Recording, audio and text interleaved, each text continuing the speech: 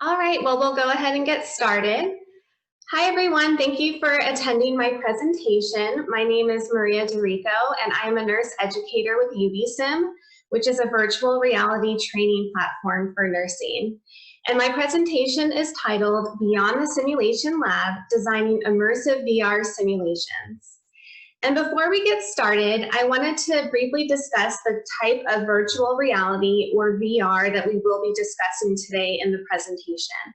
As you can see in the bottom left-hand corner, there's a photo of a student wearing a VR headset and has controllers in her hands.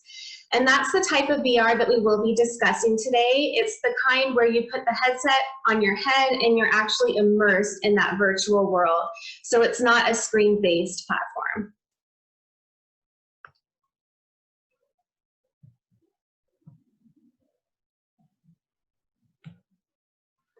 So my disclosures, I'm a nurse educator at UbiSim, like I previously mentioned.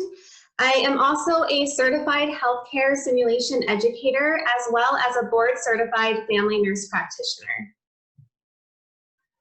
Our learning objectives for today are to, 1, identify the benefits of utilizing immersive VR simulation. 2, discuss how operations specialists and educators can collaborate when designing virtual simulations. And when I use the term operations specialist, it really is an umbrella term that encompasses other simulation roles, such as the simulation technologist.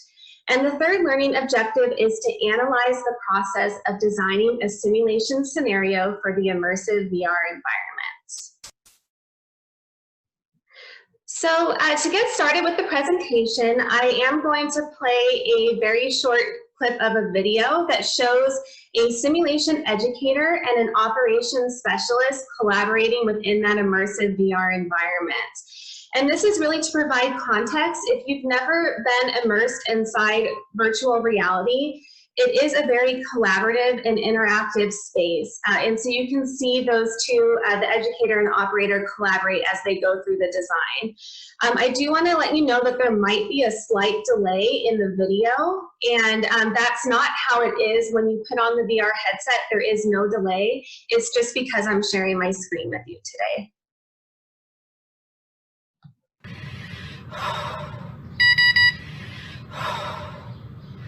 So as you can see here, they're collaborating as they test the equipment and move through the scenario to make sure it's working as it's supposed to be. You can hand each other objects.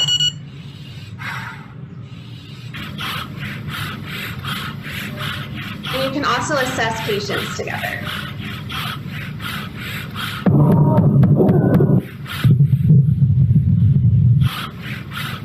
So as you can see, it really is a collaborative and interactive space where you can work with the design team. So benefits of immersive VR. Immersive VR really is an evidence-based simulation modality. A recent study by Berg and Steinsbeck in 2020 found that healthcare students, it was a non-inferior learning modality when compared with traditional methods. A recent study done by PwC found that among VR learners, they are 4 times faster to train and 275% more confident in performing skills. Immersive VR engages the learner in a realistic environment. So a lot of that has to do with proprioception. When you put on that VR headset, you can actually feel the position and movement of your body within that virtual space. And that ties in heavily to presence.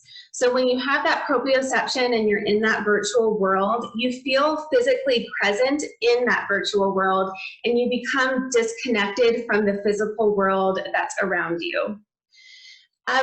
Another benefit is, so we are in the midst of the COVID-19 pandemic, and we really are challenged with providing high-quality simulation-based experiences under the conditions of social distancing. So immersive VR really is very flexible. You can implement it at a distance with the students, the operations specialist, and the educator located remotely, so they're not physically together. They can even be inside their own homes. Or if you are in one of the institutions that is able to be on campus during the pandemic, you can implement immersive VR simulations in small groups in a way that does comply with social distancing guidelines. So there's been some exciting recent VR developments. Really, one of those main developments is the democratization of immersive VR technology. Historically, immersive VR technology was very expensive, and it involved heavily technical software that was often not geared towards healthcare simulation. And so one of the reasons why I'm able to be here and give you this presentation today is that that is changing. Immersive VR technology is now more accessible, it's flexible, and it has powerful authoring tools. Another example of accessibility is really in the cost. So some of the first immersive VR headsets, they cost around $40,000, but now today you can get one for around $350. Also, there's not a lot of equipment that's needed to implement immersive VR simulations with your students. You really just need a standard gaming laptop and a commercially available VR headset. And so that ties into cost savings as well, because you need less equipment than many physical simulations. Mannequins and supplies needed for on-site simulations can be pretty expensive. Also, when thinking about implementing immersive VR in a remote setting, that does save additional costs in the COVID-19 pandemic, because the cost of providing students with PPE to be able to safely go onto campus can be very expensive. So you can save significantly on PPE costs by running immersive VR simulations remotely with students. So now that we have this accessibility and the flexibility with the powerful authoring tools, simulation educators and operations specialists can actually go in and design immersive VR scenarios. And they can customize those scenarios to fit their exact learner needs and their unique learning objectives. Now we'll talk about design collaboration in VR. I do want to highlight the Anaxel standards of best practice in simulation design. This really does provide an excellent guide when designing virtual simulations, and many of you are likely familiar with this standard of best practice because you can also use it for simulations that you design for the physical simulation lab. So this table here highlights the different roles that simulation educators and operations specialists often fulfill when designing virtual scenarios. And I do want to highlight that this is not it's not mutually exclusive, because if you're a simulation educator, you may find that you perform some of the skills under the operations specialist column here, and vice versa. But it's just to highlight the basic skills that you'll use when designing those virtual simulations. And you can see that there are many of the skills that you likely already use when designing simulations for that physical simulation lab. For example, the simulation educator will collaborate with course faculty to create the learning objectives. They'll design the patient's backstory, create documents for the electronic health record, and select a facilitative approach for that specific learning session. And then the operations specialist will program the scenario phases, select and stage the virtual equipment, customize the patient's avatar with virtual moulage, and also prepare the AV technology. And so when simulation educators and operations specialists begin the process of designing a virtual reality simulation, they find that it is a very intuitive experience because they're using many of the same skills that they already have and utilize for physical simulation design. So this is a screenshot of our UbiSim Editor. So this is our customizable authoring platform for designing VR scenarios. And it's very user-friendly because it walks you through the process from start to finish to make sure you have all the components that you would need to really provide a high-quality simulation-based experience for your learners. What's really nice about this platform is that it is web-based, so you can use it with a standard computer or laptop, and you do not need to put on a VR headset to design your scenarios. And also, you can use it in the comfort of your own home or at work, so it really does follow you with wherever you're working that day. So you can see here that there really is a variety of locations and patients that you can choose for your simulation. Under the locations, you can choose a hospital bedroom for an adult or a pediatric patient.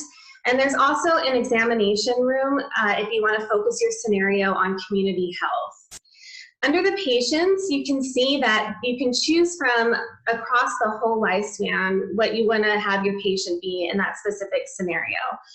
And it's very user-friendly because once you select the room and the patient, you don't have to stage that room with the patient in it. It automatically appears when you launch the scenario. You just have to select beforehand specific virtual equipment that you want to appear inside the simulated environment. So that brings us to selecting that virtual equipment. You can see here that we have 2 screenshots of the UbiSim Editor.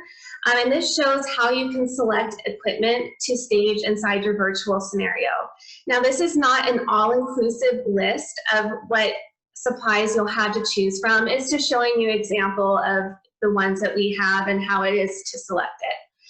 I do want to highlight on the right side of the screen, there is a character option here. And so you can have an extra character in the room. It can be a family member, a friend, or even a parent for a pediatric scenario. You can choose the position that they're in, so they can be standing next to the bed, they can be angry or concerned. And that's a nice element because to add a simulated participant in a physical simulation, it really requires resources and time to make sure that that simulated participant's performance is standardized for all of the learners that join the simulation. So in this modality, you just embed the character and then you can upload some programmed dialogue that will populate when the student engages with that simulated participant, so that it does provide for a standardized experience without needing a lot of resources to get to that point. Next is programming the phases. If you are responsible for programming the phases of your simulations that you do in a physical simulation lab, you'll see here that there really are a lot of the same concepts when designing a virtual reality simulation. So that ties into programming the vital signs, for example. As the operations specialist, you can collaborate with the simulation educator to determine what vital signs are needed and how they are going to progress throughout the scenario. For example, if you are collaborating on a sepsis scenario, you can have the heart rate set to increase and the blood pressure set to decrease as the patient's condition continues to worsen. On the left side, we also have transitions. So you can transition automatically how the patient will move through that scenario based on the actions that the learner takes during the simulation. For example, if you have a hypoglycemic patient, you can program in a transition that when the student administers glucose tablets, the patient will progress to a state where their blood sugar does increase and they report that they're feeling better. Underneath that is our shared modules. So that is where you can program lab results that will populate during the scenario. You can have your dialogue uploaded and ready to go for when the students engage and communicate with the patient or the extra character in the room. And that's also where you can put the critical actions checklist. So the educator can look at that during the scenario and see if the students are meeting the performance measures as they progress through that scenario. So this is a photo of our team meeting inside the immersive VR scenario during the design process. And we do this to make sure that all the equipment is there and that the environment is staged in the way that will be beneficial to the learners. So you can see here that the avatar is wearing various PPE. In the background, you can see our electronic health record, and then there's supplies on top of the cart. And it's really nice to meet within this virtual environment because as you saw in the video, you can hand each other objects. You can put on the PPE, you can interact with the patient and make sure that the scenario is progressing in the way that it's intended. And it's very important for the operations specialist and the educator to collaborate in staging the environment and the equipment, because we want to make sure that the student has everything that they need to be successful in the simulation. And it's okay to put in a few embedded challenges, of course, but we want to avoid cognitive overload. So we don't want to stage the environment in a way where there's too much equipment and it's hard for the student to navigate. And then that will ultimately impede them attaining the learning objectives. And it really is the same concept as designing in a physical simulation lab. And another thing that's important to consider when you're in the design process is the resources and time that you'll need to reset the room. And what's very nice about immersive VR simulations is that there is almost no reset time in terms of resetting the room. Once the student is done with the scenario, takes off the headset, and another student starts the scenario, it sets back to the beginning, so you don't need to restage the equipment on the cart. You don't have to resituate the patient or clean any of the equipment that's inside that simulated hospital environment. So it can be a very quick turnover process. Next is customizing the patient's avatar. So applying moulage to a mannequin or a simulated patient or participant in a physical simulation truly is an art. It can be very time intensive, and it sometimes can take a lot of resources, especially when making very realistic looking moulage. So what's nice about the immersive VR scenario is that inside the editor, you can apply moulage literally with the click of a button. So you can see here that you have a partial thickness wound on an elderly patient's leg. In the middle, there's an eczema rash. And then on the right side is an infant in respiratory distress with cyanosis around her mouth and as well as her extremities. And if you want to remove the moulage, it's very easy to do so. You just have to deselect it inside the editor. So there really is no cleanup time, as well as you don't have to store the moulage in the freezer or the refrigerator. And another nice aspect is you can have the moulage change during this scenario. For example, if you want the patient to start looking very pale, after they receive the appropriate interventions, you can transition the patient to no longer be pale. So that's a very nice effect. Next is setting up the VR equipment. So after the educator selects the facilitation method that will be appropriate for that learning experience, the operations specialist can then collaborate to determine how to best set up the environment for the students. So we have two examples here. On the left side, we have a facilitator-led method. So we have an educator that's sitting behind the computer that's controlling the virtual patient's voice that will populate during the scenario. Then we have the student that's immersed inside the VR environment. So she has on a headset and also has controllers in her hands.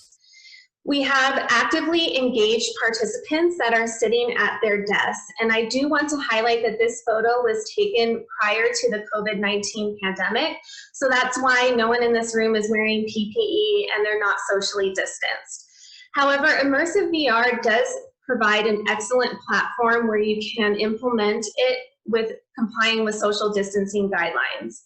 For example, you can see that the student wearing the headset, it's attached to a 15-foot cable.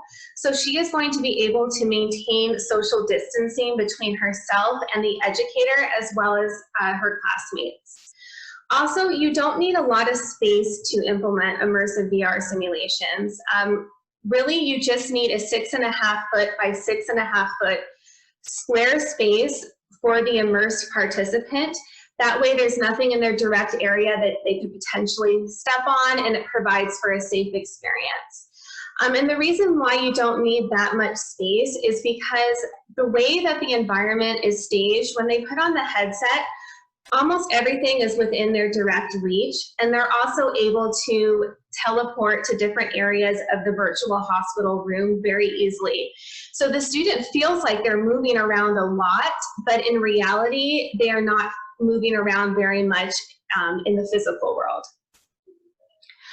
And another thing to highlight is that the VR equipment is easy to sanitize. So you can use a standard sanitizer, as well as there are commercially available products such as silicone inserts that you can put inside the headset and switch it out between students to promote sanitization. On the right side, we have a peer-to-peer learning model. So this is a dyad of students. They're both peers, of course, and this really gives students an opportunity to give each other feedback and learn from each other. So it also is a good model for immersive VR simulations. Innovative approaches. So VR does offer a unique environment for operations specialists and educators to collaborate during the design process.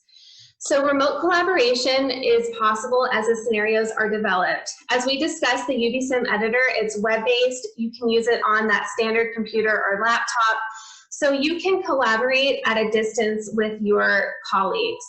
So for example, if you're not allowed on campus, or if you are recommended to stay away from campus unless it's absolutely necessary, you can collaborate on the scenarios remotely, and you can see each other's work as you continue to complete that scenario. Also, utilizing immersive VR as a meeting space. This is something I do very often with my team at UbiSim. When we're in the design process, we actually go into the immersive VR scenario to test the equipment, interact in the environment together, and to make sure that it really is unfolding the way it should. And I will say this is really optimal for fostering team engagement, especially if you're working remotely, because you feel like you really are in a physical space together and that you're meeting and collaborating and interacting in real time. I also do want to highlight that if you have colleagues that you would like to work with and design a scenario with that maybe don't live close to you, this provides an excellent platform for you to collaborate with people that you may not otherwise be able to collaborate with as you design scenarios for your institutions.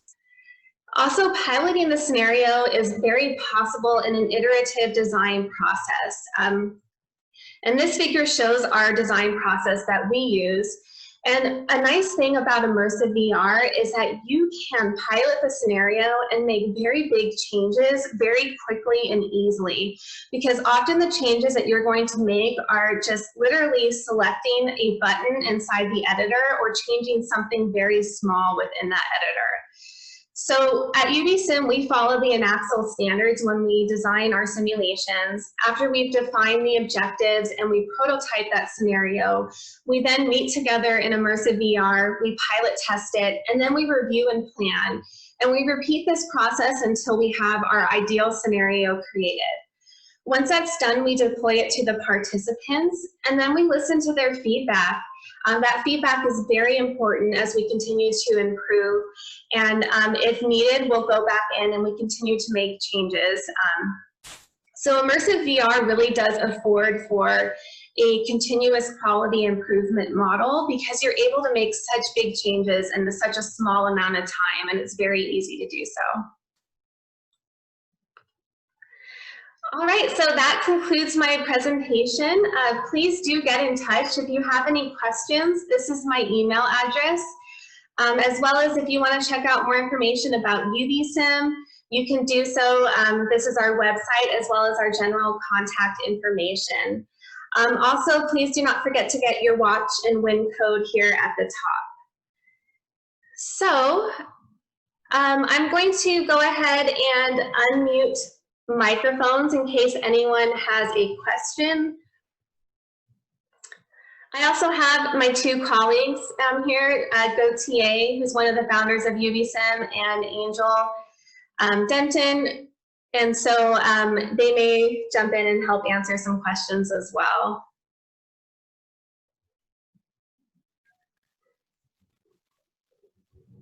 So the first I can read them for you. The first question was, what type of scenarios and how many of them are in the system when you purchase this? Okay, so we have a variety of scenarios. We have scenarios for pediatrics.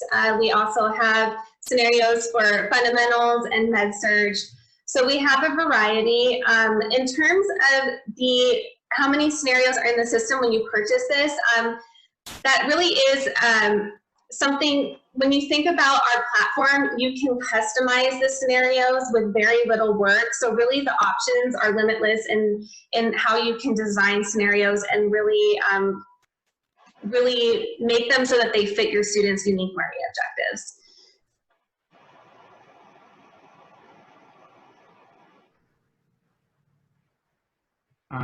Another question was, what do you do for learners that get simulator sick?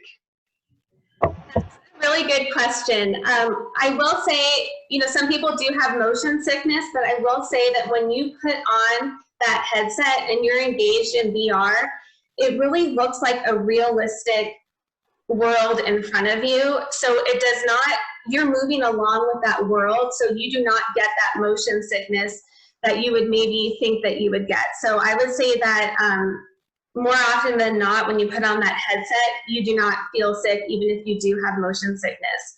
Another nice feature that we have is that if you are, for example, the educator behind the computer, or if you have a peer that's watching the scenario, you can change that camera view as you watch the immersed participant go through that scenario.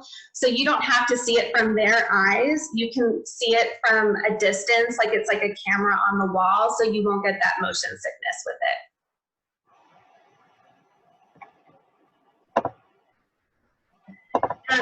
So I see the next question. Who is the target audience for this system, nursing or medical school? Oh, I see that that was answered. Yeah, so the target is nursing. Yeah, we have another question that is that it's related to the does it affect people with vertigo? I think you answered that indirectly with the previous question, and motion sickness. Yes.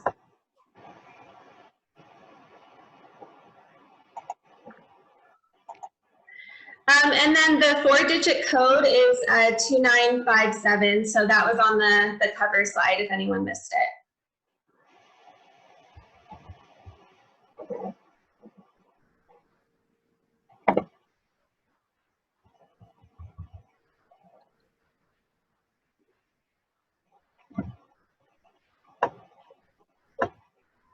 Any other questions?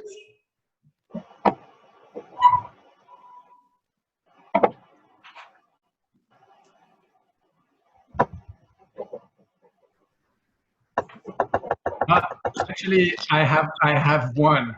It's a bit of a BS question, but I don't know the answer. So I'll ask you one, Maya. Okay.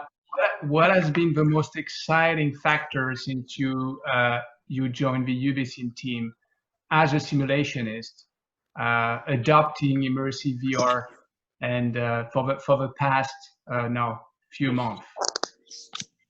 Yeah, so just so everyone knows, my original background was in physical simulations. And so when I got started with UbiSim, it was really exciting because I got access to that UbiSim editor that walks you through designing that scenario.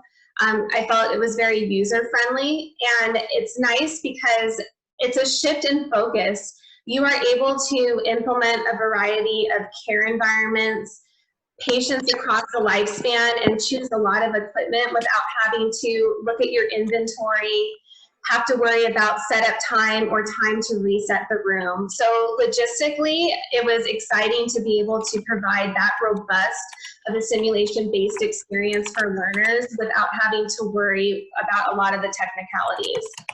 And also, in terms of the fact that the COVID-19 pandemic has really been a challenge for simulation, and I really was excited about the fact that this can be implemented in very flexible ways. And I feel like there's no one-size-fits-all solution because some institutions are going on campus and some are not. But this solution will be applicable no matter what you are implementing with your students. You can do it on campus in small groups, and you can also do it remotely. So I really like that flexibility as a simulation educator to be able to implement it in a variety of modalities.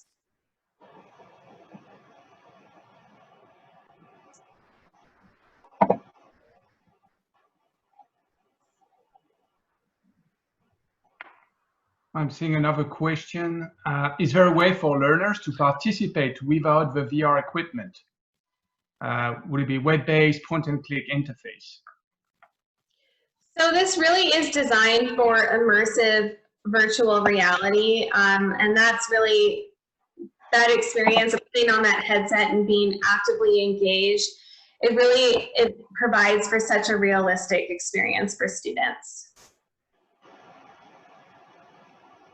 Yes, to add on that, because well, by the way, everyone, sorry, my name is Gauthier, and I'm part of UbiSim team. But to add on that, Maya is exactly right. We've designed UbiSim from the ground up for immersive VR, which is a complete different medium than screen-based. There's no point-and-click or menu-driven experience in UbiSim. We're already trying to get that sense of presence that Maya just spoke about. Now, some of the programs we partner with, obviously, over the past few months, have been asking us on ways of using UbiSim remotely. So there are a few ways of using UbiSim remotely, but that means that still a faculty or a group of students will need, or simulationists will need to have access to VR equipment to run the simulation and then share it via Zoom, via Teams, via a lot of different ways with the students who are at home. So we've worked with programs over the past few months to do that, but UbiSim has not been designed as a web-based experience.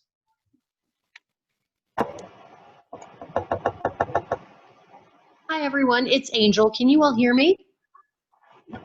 Yes.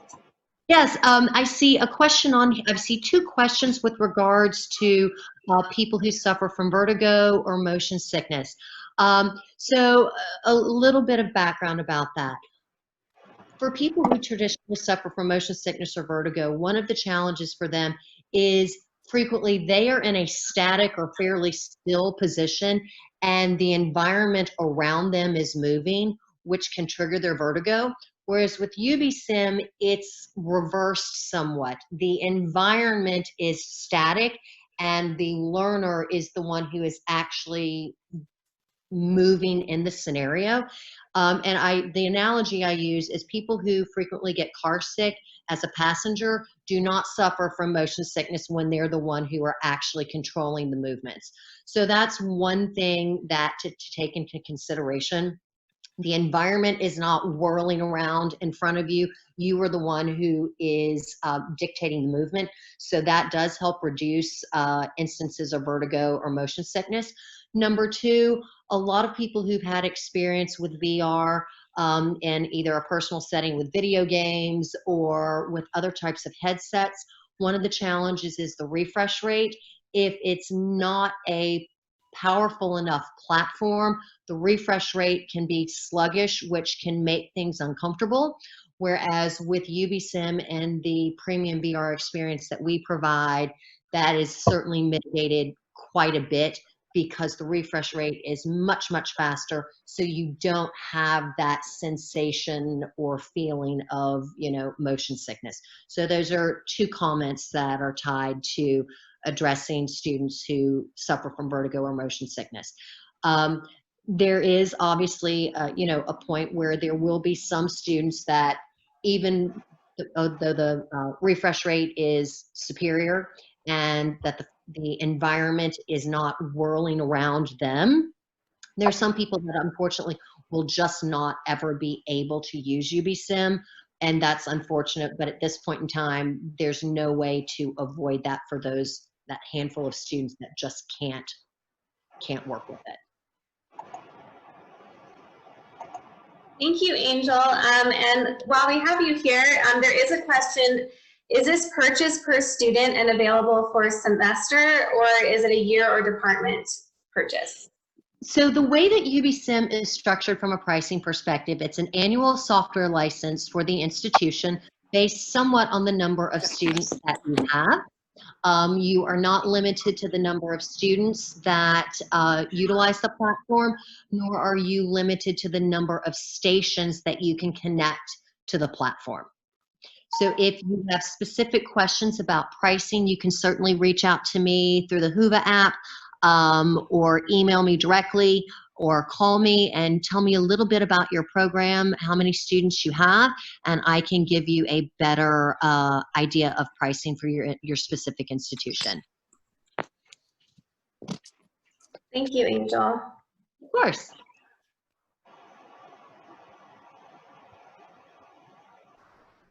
All right, any other questions that you may have?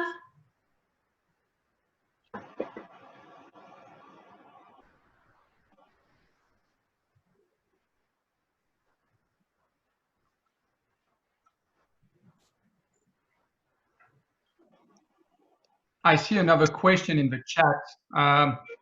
Maya, have you seen success with skills training scenarios? I'm sorry, you cut out a little bit, Gautier. Can you repeat it, please? Yes, of course, apologize. I've seen another question, which is, have you seen success with skills training scenarios? Yeah, I mean, I have. I think that you have to keep in mind which skills are appropriate to utilize within immersive VR. Because of course there is still a place for task trainers. For example, if you're going to teach a student how to catheterize a patient, I would say that immersive VR is not the right platform for teaching all those specific skills, that a task trainer would be more appropriate for that. But definitely there are skills that you can successfully teach to students using immersive VR. That includes proper assessment, communication with the patient, administering medications, taking vital signs, making sure that they're reviewing orders and using their clinical judgment to provide treatment for that patient. Because really something that students are doing in that immersive VR environment is that they are there making autonomous clinical decisions that they may not have the opportunity to do in the clinical setting. And so that's a really great way to measure that clinical judgment. Something to add on to Maria's comment about skills. One of the main reasons why certain skills are not ideal in the VR setting is with UbiSim, the learner will be wearing the VR headset and have controllers in their hands. So that is how the learner engages in the scenario, is by using the controllers in their hands. So for certain skills where you would need to have all 10 fingers, independently available, such as starting an IV or putting in an NG tube, you don't have the ability to have all of your fingers free for those fine motor skill movements because you are still engaging in the scenario with the controllers in your hands. So as we all know from being simulationists, you don't ever want to have someone learn to do something that does not mimic how it would actually be done in the wild, for lack of better words. So that's why there are certain skills that are just not appropriate for the VR environment. It's because you would not be able to do those skills physically in VR without using the controllers. Gautier, are you seeing any questions come through? Have you had any problems sourcing Oculus headsets during the pandemic? Well, I will jump in because that's what was one of the things that I've been running after during the pandemic. So, well, we are based in Canada, in Montreal, and thankfully for us, it was a lot easier. I mean, easier in a way to source headsets. So, as we've seen the pandemic starting to hit us in our partnering programs, what we've done, we've built an inventory. So, thankfully, we've been proactive enough to do that. So, none of the programs that were supposed to start kicking off using UbiSim have been impacted because we were able to actually ship headsets from Canada. But it has been an issue during COVID in the US. And now, thankfully, everything is back on track. And I think they retail again, on most retailers. So no, we have not had problems, but we know that it was a big issue for a lot of programs we worked with. Yes, that's a great question.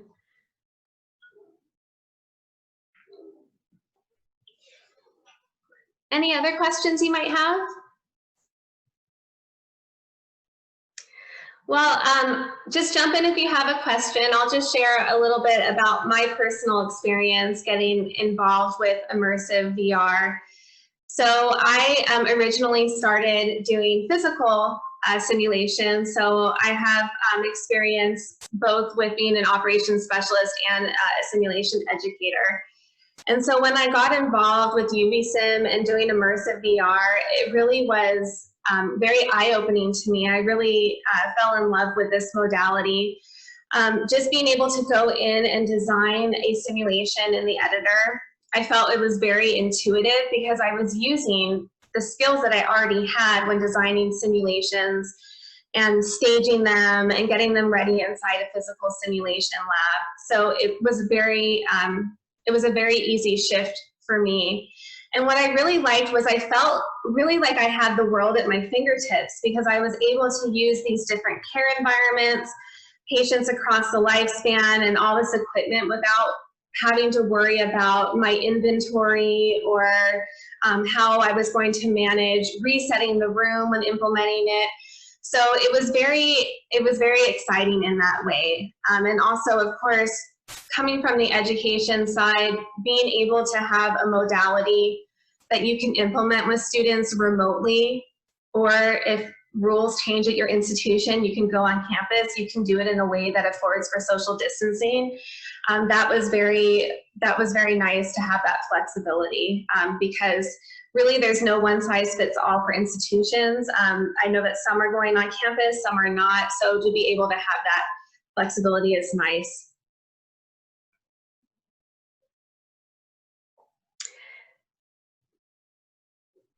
So another question came in, do you see programs doing more programming and editing or use of existing scenarios? I would say that we largely see customization of scenarios. I mean, we do have pre-made scenarios that are per the Anaxel standards. Of our partners, they love the customization aspect, and they go in and they see how user-friendly it is and how you can really change just one small thing. I mean, you could take 5 minutes to change one of the existing scenarios we have and create an entirely new learning experience for your students. And so I would say that we really often see customization. Angel and Gautier, I don't know if you have anything to add there, but really what our partners are creating with the platform is very exciting. No, yes, I would agree with you. I think in the first few weeks of adoption, when actually programs are starting using UbiSim, it definitely goes through customization of existing scenarios. There's a learning curve. This is a quick one, as Maya mentioned. But then when they start feeling comfortable with the editor, the features, then they start creating their own, and that's what we've seen from quite a few programs now are creating completely new scenarios from the ground up with the editor, which is obviously our aim with a platform. So I would say that they start with customization, and then once they get comfortable using the software, they start creating their own scenarios. So just jump in if you have any questions. I'll just give an example of how easily I've been able to customize a scenario. So I have a hypoglycemia scenario.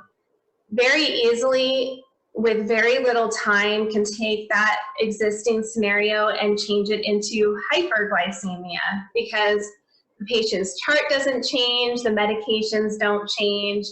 It's just the action that the student will take and just changing that blood sugar. So that's just an example of how easy it is to really customize that scenario.